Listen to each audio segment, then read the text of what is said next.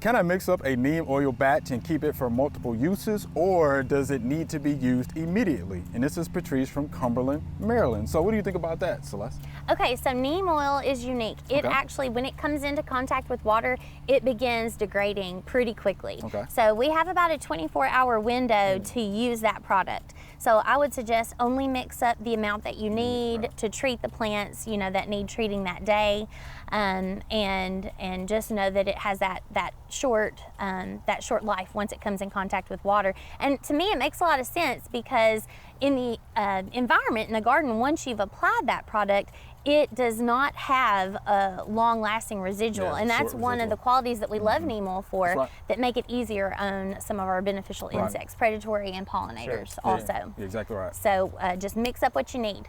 All right.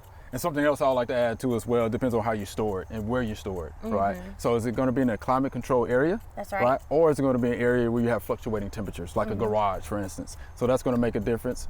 And Jason, I know you use pesticides. Absolutely. So you know, always with a pesticide, whether it's a herbicide, insecticide, miticide, nemicide, you want to read and follow those label directions very carefully. They're on there for a reason, and if you'll follow that, you will be successful with the use of your product.